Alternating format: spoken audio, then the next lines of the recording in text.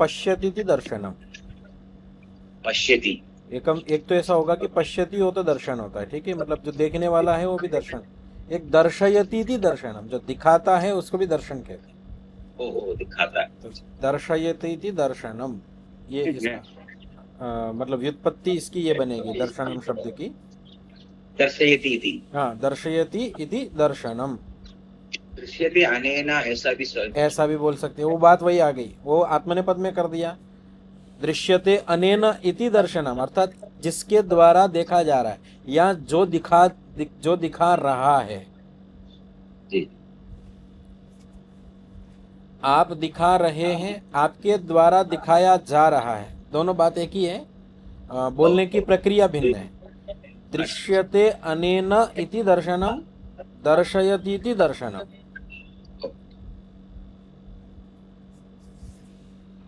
और एक भावात्मक भी प्रयोग होता है, दर्शनम एव दर्शनम, यद दृश्यते तदेव दर्शनम, जो दिख रहा है वही दर्शन है।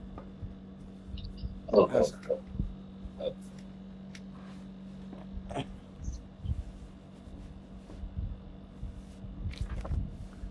तो एकाग्रता बनाने के लगभग सब उपाय बताते हुए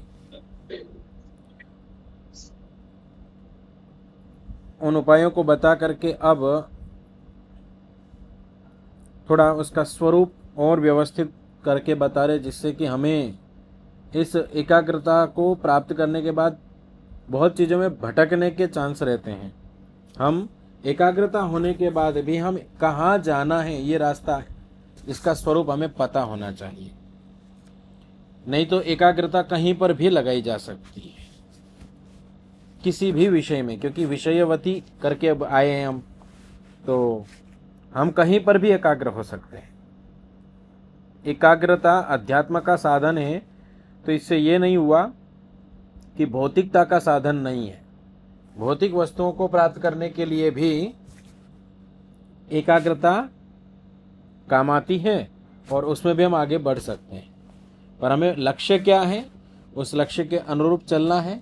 तो उस स्थिति को जब एकाग्रता की स्थिति बन जाती है, क्योंकि परमाणु और परम महत्वांतो दोनों का अंत छोर हमने ऐसा कर लिया कि हम एकाग्रता बना सकते हैं, ऐसे हमारी स्थिति आ चुकी है।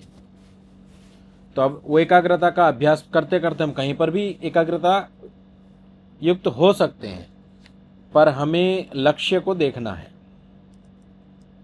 तो अब उस स्थिति को लाने के लिए, समझाने के लिए उदाहरण पूर्वक कुछ चीजें समझाएंगे।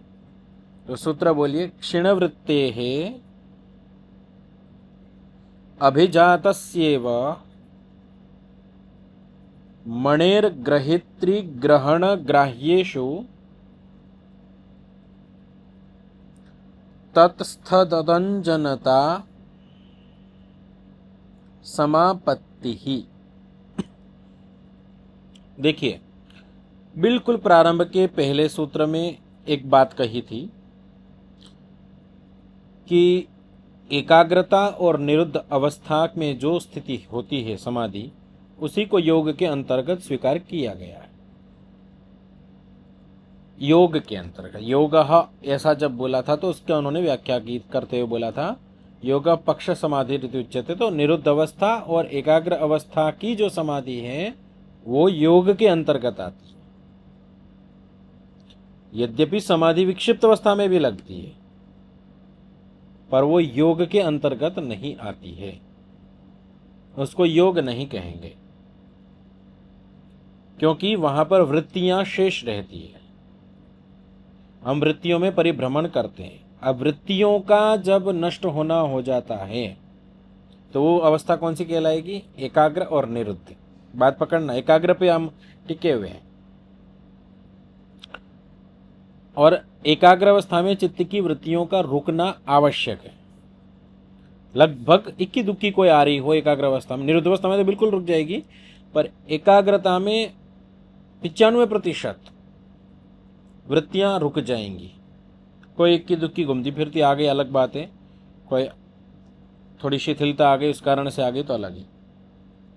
तो उस स्थिति में, उस एकाग्र स्थिति में जहां पर क्षीण वृत्ति है, वृत्तियां क्षीण हो गई है, अभिजातस्य, क्षणवृत्ति का प्राप्ति, क्षणवृत्ति हो चुकी है, ऐसी स्थिति अभिजातस्य, वो स्थिति मिल चुकी है। तब क्या होता है? तत्स्थ तदंजनता, उस स्थिति को ऐसे बना लिया जाता है कि जिस चीज में आप लगते हैं तो वो चीज ही आप जैसी दिखाई देने लगती है। उदाहरण देकर के समझाएंगे तो समझ में आएगा। अभी अंदर और उदाहरण देंगे। सूत्र में भी जो उदाहरण दिया है, मणेर, मणि जो होती है, मणि मतलब स्फटिक। यदि मणि स्फटिक समझ में नहीं आ रहा तो ले लीजिए दर्पण, शीशा। उसके सामने कोई चीज आने पर तो वो शीशे के अंदर क्या स्थिति बनती है? जैसा सामने आता वो वैसा बन जाता है। स्फटिक वगैरह भी इसी प्रकार होते हैं जो शुद्ध स्फटिक होते हैं। तो वहां पर ग्रहित्री, ग्रहण और ग्राह्य, ये तीन चीज बोला। ग्रहित्री मतलब हो गया ग्रहण करने वाला जीवात्मा, और ग्रहण हो गया जिससे ज्ञान कर रहा है साधन, और ग्राह्य हो गया विषय वस्तु सामग्री। जब एकाग्र की स्थिति होती है तो ये जो स्थितियां हैं वो इतनी शुद्ध हो जाती है कि वो एकदम स्पष्ट हो जाती है। और कितनी स्पष्ट हो जाती कि कोई विषय सामग्री आपके समक्ष आती है तो आप बिल्कुल एकदम ऐसे देखते हैं जैसे कि कोई वस्तु आंखों से अभी आप देख रहे हैं। तो चित्त के माध्यम से वो चीज ऐसे देखी जा सकती है। इसको और भाष्यकार खोलेंगे, देखिएगा। क्षीणवृत्तेः इति, क्षीणवृत्ति को खोल रहे हैं। प्रत्यस्तमित प्रत्ययस्येत्यर्थः। प्रत्यस्तम बिल्कुल अस्त हो गई है, नष्ट हो गई, समाप्त हो गई, लगभग अस्त हो चुकी, पूरी पूरी वृत्तियां समाप्त हो चुकी है। ये स्थिति आ चुकी है किसमें? क्षीण वृत्ति एकाग्र अवस्था में, एकाग्रता अवस्था में। प्रत्यस्तम इत प्रत्ययस्य इत्यर्थ, मतलब यहां पर जो सूत्र के अंदर क्षीणवृत्ति शब्द बोला था उसको समझाते हुए बोले प्रत्यस्तम। प्रत्यस्तम मतलब इत प्रत्ययस्य इत्यर्थ, ज्ञान का समापन हो गया है, लगभग अंत हो गया है। किसका? वृत्तियों के ज्ञान का, वृत्तियों का बिल्कुल नष्ट होना हो गया है। ऐसी स्थिति आने पर क्या होगा? बोले अभिजातस्येव मणेः इति दृष्टान्तोपादानम।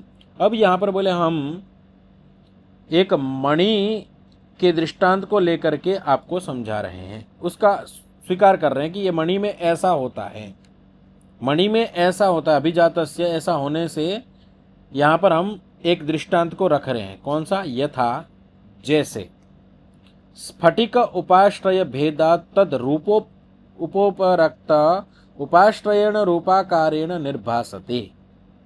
बोले जैसे स्फटिक को हम किसी के वस्तु के समक्ष रखते हैं, तद रूपोपरक्त, उसके सामने जो भी रूप रखते हैं तो वो रूप उसके अंदर दिखाई देता है। किसके अंदर? मणि के अंदर। अर्थात हमने किसी चीज का आश्रय लिया है, अर्थात कोई वस्तु हमने सामने रखी, शीशे के सामने रखी। मणि मतलब आप शीशा समझ लीजिए एक तरीके से। अभी तो हमने शीशे के सामने कोई वस्तु रखी तो शीशा तदाकार हो जाता है, तत्स्वरूप वाला हो जाता है। तद उपोपरक्त उपाश्रयण उपाकारेण निर्भासते, ऐसा वहां पर आभास होता है। तदाकार हो जाता है मतलब वहां पर वो आभास होता है। तदाकार मतलब मैं शीशे में देख रहा हूं तो मैं शीशे में नहीं हूं, आभास वो होता है कि मैं शीशे में हूं, इतना स्पष्ट आभास होता है, निर्भासित। तथा उसी प्रकार ग्राह्यालंबनोपरक्तम चित्तम, पीछे तीन चीज बोली थी, ग्रहित्री, ग्रहण और ग्राह्य। तो ग्राह्य मतलब हो गया विषय, विषय के आलंबन से युक्त जो चित्त है वो ग्राह्य समापन्नम ग्राह्य स्वरूपाकारेण निर्भासते। जब वो किसी ग्राह्य अर्थात किसी वस्तु के साथ आलंबित हो जाता है तो वो चित्त भी वैसा ही दिखने लगता है। उस चित्त में वैसी ही आकृति बन जाती है, वैसे ही स्थिति बन जाती जैसा विषय सामने होता है एकाग्र होने पर, और एकाग्र में भी क्षीण वृत्ति होने पर। अभी आपके मन में कुछ मन में चले गए तो हर व्यक्ति का होता है, नॉर्मल है, हर व्यक्ति को दिखता है वही तो हमारे मन में जैसी वस्तु दिख रही वही तो छप रही है। लेकिन यहाँ पर कभी अभी कुछ और गहराई जाएंगे धीमे धीमे। अभी इन्होंने एक बात बोली कि ग्राह्य वस्तु, जो वस्तु सामने है उस वस्तु से आलंबन होने पर, जुड़ने पर, जब हम जुड़ जाते हैं तो उसका ज्ञान होता है, ग्राह्य समापन्न होते हैं हम, और तब क्या होता है, ग्राह्य स्वरूपाकारेण निर्भासते। अब हमें ऐसा लगता है कि ये वस्तु ही मैं हूं, अर्थात बिल्कुल स्पष्ट आभास हो जाता है कि ये वस्तु मेरे को शीशे के समान दिख रही है अंदर। अब इसको थोड़ा सा और लेके जाएंगे तो आपको और पकड़ में आएगा। तथा वैसे ही भूत सूक्ष्मोपरक्तम भूत सूक्ष्म समापन्नम भूत सूक्ष्म स्वरूपाभासम भवति। सूक्ष्म भूत होते हैं, एक तो स्थूल भूत आपको जो दिखाई दे रहे हैं, अग्नि वायु आकाश पृथ्वी आदि, एक होते हैं सूक्ष्म भूत जो मैंने पीछे भी बताए थे।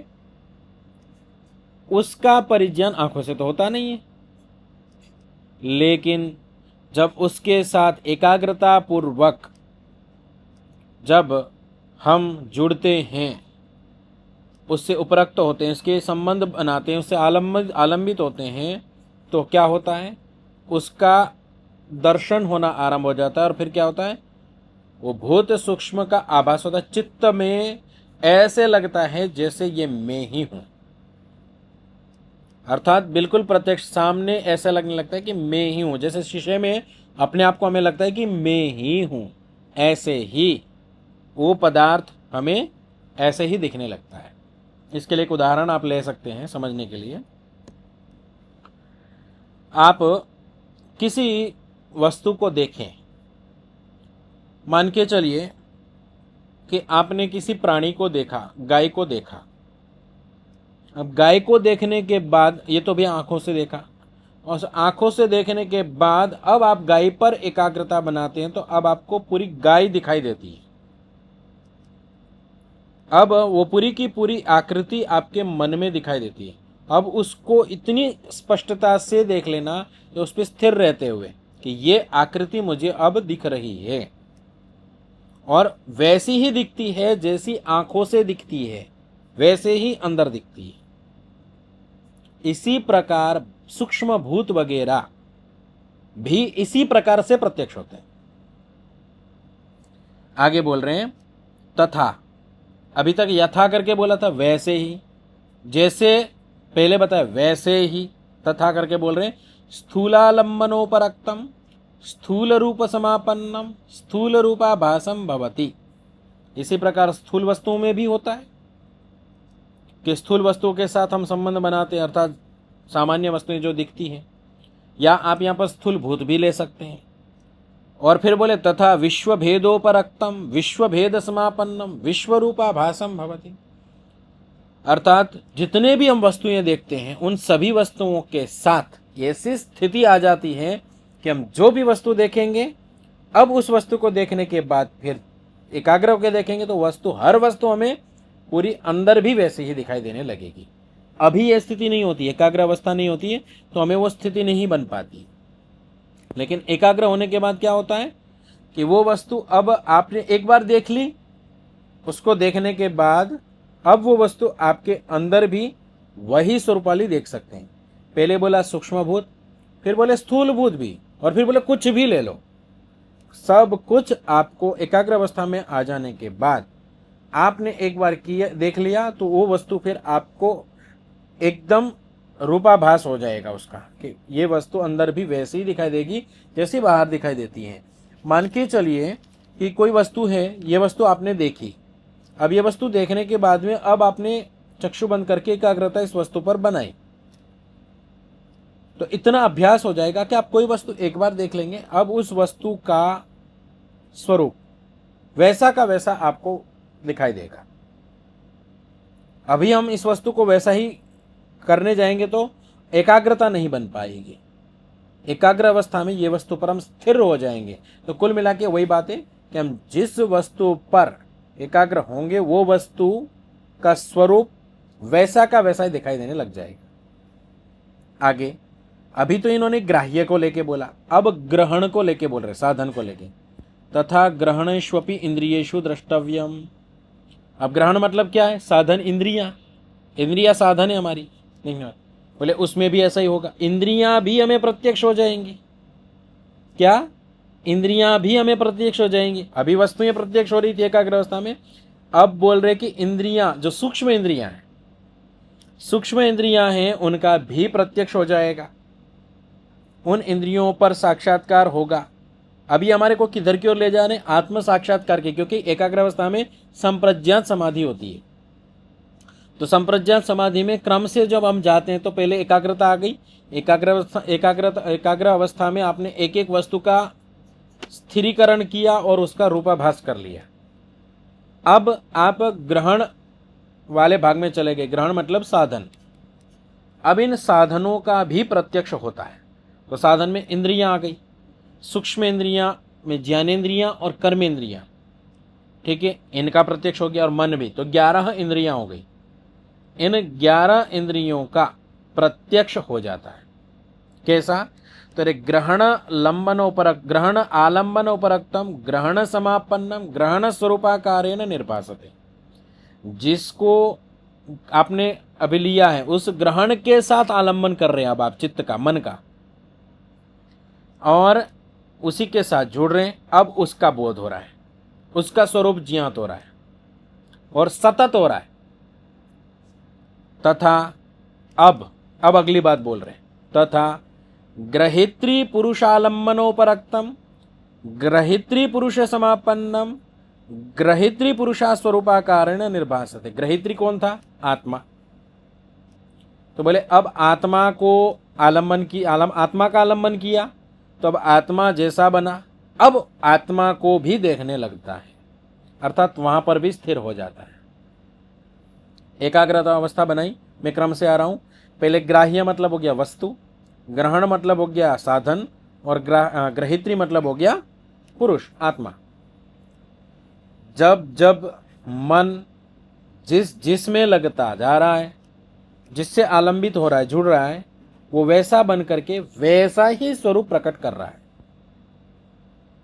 ये एकाग्र अवस्था है। यही संप्रज्ञात समाधि की अवस्था की ओर हम बढ़ रहे हैं।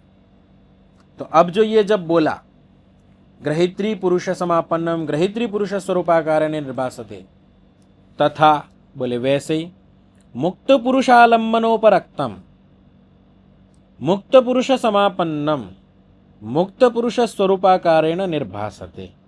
कोई मुक्त आत्मा है, मुक्त आत्मा मतलब जीवित, कोई मुक्त जीवात्मा है, उसका आलंबन किया, उस व्यक्ति को आपने उसमें स्थिर किया, अब उसका साथ आपका जुड़ाव बना।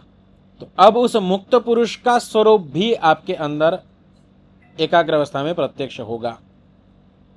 निर्भासते इति तदेवं अभिजात मणिकल्पस्य चेतसः। इस प्रकार से ये जो उत्पन्न हुआ है मणिकल्प के समान, जिस प्रकार से शीशे में आपको स्वरूप दिख रहा था, इसी प्रकार यहाँ जो चित्त में दिखने लगा है, उसका ग्रहित्री ग्रहण ग्राह्येषु पुरुष इंद्रिय भूतेषु। ग्रहित्री मतलब जीवात्मा, ग्रहण मतलब साधन, और ग्राह्य मतलब वस्तु। पुरुष, इंद्रिय और भूत, तीनों को इस रूप में बोल दिया इन्होंने। या तत्स्थ तदंजनता, इनमें जो तत्स्थ तदंजनता है, मतलब जो जैसा है उनमें वैसे ही स्थिर होकर के वैसा ही जानना। तेषु स्थितस्य तदाकारपत्ति ही सा समापत्ति रीति उच्यते। उसमें जो उसकी आकारापत्ति होती है, तदाकारापत्ति, वैसे ही स्वरूप का जो ज्ञान होता है वही समापत्ति है, वही समाधि है। अर्थात यहाँ पर ये कहना चाह रहे हैं कि जब हम एकाग्र अवस्था में स्थिर होते हैं तो हमारा इतना अभ्यास हो जाता है कि हम एक एक वस्तु में जिसको देख लेते हैं उसके साथ आलंबित होते हैं, जिस वस्तु के साथ भी आलंबित होते हैं उस स्वरूप वाले हम बन जाते हैं। हमारा चित्त वैसा बन जाता है और उसको वैसा ही देखने लगता है। अब यहाँ पर एक बात और बोली थी जो अंत में, मुक्त पुरुषालंबनोपरक्तम मुक्त पुरुषा समापन्न मुक्त पुरुष स्वरूपाकारेण निर्भासते इति। यहाँ मुक्त पुरुष से क्या तात्पर्य है कि जो व्यक्ति के क्लेश क्षीण हो गए हैं, असंप्रज्ञात समाधि लग चुकी है, अब वो व्यक्ति मोक्ष का अधिकारी बन चुका है। आप ऐसे व्यक्ति के प्रति आलंबित होकर के और उसका जो स्वरूप है उस स्वरूप को आप जानना चाहते हैं तो एकाग्र अवस्था में जाकर के आप उसके पूरे स्वरूप को जान सकते हैं। एकाग्र अवस्था में जाकर के, क्योंकि आप वहां स्थिर रहेंगे तो वहां से ज्ञान आता रहेगा। जिस वस्तु में हम स्थिर होते हैं वहीं से उस वस्तु विषयक ज्ञान आएगा। तो अभी हमें इस स्थिति तक पहुंचा रहे हैं कि हम एकाग्रता अवस्था तक पहुंच गए और यहाँ पर हमें एक वस्तु पर स्थिर होकर के ज्ञान सतत ग्रहण करने का अवसर मिल रहा है और हम संप्रज्ञात समाधि की ओर निकल गए या हो गई है। क्योंकि जब पुरुष का भी साक्षात्कार हो जाएगा, सूक्ष्म भूत और सूक्ष्म इंद्रियों का भी साक्षात्कार हो जाएगा, तो समापत्ति हो गई। समापत्ति मतलब समाधि। अब ये जो समाधि है इनमें दो विभाग करेंगे। ये जो समाधि है संप्रज्ञात समाधि, इसके दो विभाग करेंगे और इन विभागों को समझाते हुए पता चलेगा कि संप्रज्ञात में कौन सा विभाग किस में आ रहा है। क्योंकि यहां पर भी एकाग्र अवस्था में भी कई चीजों का प्रत्यक्ष हो रहा है। इन एकाग्र अवस्था में भी कई चीजों का प्रत्यक्ष होते हुए किसको हम संप्रज्ञात समाधि को उच्च स्तर देंगे। हम कोई भी स्थिति प्राप्त कर लेंगे, उसके कई स्तर होंगे। मान के चलिए संप्रज्ञात समाधि लगी, तो संप्रज्ञात समाधि लगने के बाद यह आवश्यक नहीं कि हर बार लग जाएगी। जब आपकी पहली बार लगी, जब आपकी दूसरी बार, तीसरी बार, अनेकों बार लगी, तो इनमें भेद है। और एक ऐसा भेद आएगा कि आप एक बारी में ही समाधि लगा लेंगे। तो इनमें जो अवस्थाएं बनेंगी उनमें क्या भेद रखने, वो दो भेद क्या बनाएंगे, वो आगे चर्चा करेंगे। और ये अवस्थाएं जो है इसके बारे में कई बार ये अचानक भी लग जाती है, अवस्थाएं अपने आप बन जाती है और हम लालायित तो उठते हैं कि वो अवस्था मिल जाए एक बार। कई बार ऐसी स्थिति बनती है कि हम अचानक से ध्यान आदि प्रयोगों को करते हुए अचानक से उस स्थिति तक पहुंच जाते हैं बिना प्रयास के बहुत अधिक। अभी हमने उधर का नहीं सोचा हुआ था, हम कहीं और से, लेकिन इतनी एकाग्रता बन गई कि हम वहां पहुंच गए। अचानक से ऐसा होता है। फिर हम अगले दिन चाहते हैं करना, लेकिन वो नहीं होता है। हम उस ऊंची अवस्था को फिर छूना चाहते हैं, नहीं छू नहीं पाते, वो स्थिति नहीं बन पाती। लेकिन उसके लिए सतत एकाग्रता का अभ्यास करते रहना और जो स्थिति हमने प्राप्त की थी उस स्थिति को पुनः प्राप्त करना, ये हमारा लक्ष्य है। ये संप्रज्ञात समाधि लक्ष्य है। अब जब हमने ये लक्ष्य बना रखा है, बना लिया है, अब इसमें हम जा रहे हैं, तो एक अवस्था वो थी जहां हमारा अचानक से लग गया था और एक है हम उसके लिए पुरुषार्थ कर रहे हैं। इन दोनों में भी कुछ भेद है या नहीं है? जो हमने पहले अचानक से लगा ली, वो अचानक से लगने वाली, और एक हम पुरुषार्थ पूर्वक वहां पर पहुंचेंगे तो वो संप्रज्ञात समाधि और वो संप्रज्ञात समाधि, ये दोनों एक ही है या उनमें भेद है? तो जो ये दो प्रकार बताएंगे उससे भी आपको स्पष्ट होगा कि इसमें भेद है या नहीं है। हमारी जो अचानक से कई बार ऐसी स्थिति बनती है वो अनेकों कारण हो सकते हैं। कर्म भी उसमें कारण हो सकते हैं कि आप पुरुषार्थ कर रहे हैं, लग गया, या फिर आपका पुरुषार्थ अचानक से अधिक उसको प्रतिफल देने लग गया हो, ऐसा भी हो सकता है। या उस दिन आप अधिक प्रसन्न होकर के अधिक एकाग्र हुए हो, वो स्थिति भी बन सकती है। या आप उस वस्तु या विषय पर अधिक स्थिर हो गए हो, ये भी हो सकता है। तो कुल मिलाकर के यहाँ पर एकाग्रता पर स्थिर होने पर हमें ये अवस्था प्राप्त होगी कि हम तत्स्थ तदंजनता की स्थिति प्राप्त कर लेंगे। तत्स्थ तदंजनता क्या चीज है? जो वस्तु जैसी है उसको वैसा ही चित्त देखने लग जाता है, चित्त वैसा ही बन जाता है। उसको अधिक अच्छी भाषा में कहेंगे चित्त वैसा ही बन जाता है। अब हम कहता हूं कि शीशे के सामने कोई रखा, कोई वस्तु रखी, तो शीशा वैसा ही बनता है कि नहीं बनता है? एक हमारा व्यावहारिक प्रयोग है कि शीशे में वैसा दिखाई देता है, लेकिन उसको हम देखें तो शीशा वैसा ही बन रहा है कि नहीं? शीशा का वो भाग वैसा ही बन रहा है या नहीं बन रहा है? मैं आपकी स्क्रीन में दिख रहा हूं, जब मैं आपकी स्क्रीन में दिख रहा हूं तब ये जो स्क्रीन का उतना भाग है वो वही बन रहा है कि नहीं जो मैं हूं? वही स्थिति चित्त की हो जाती है। वैसा ही चित्त, उतना भाग चित्त का वैसा ही बन जाता है। और जब वो वैसा ही बन गया और वो खुद ही देखने वाला है तो अपने आप को कैसा देखेगा? मैं ही ऐसा हूं। अर्थात प्रत्यक्ष का जो स्वरूप जो होता है तत्स्थ तदंजनता, उसमें स्थित होकर के वैसा ही बन जाना, ये चित्त का वहां पर स्वरूप हो जाता है। अब ये स्वरूप होने के बाद में जो समापत्ति होती है वो समापत्ति के प्रकार बताएंगे, उसे हम कल देखेंगे। ओम शांति शांति शांति। नमस्ते।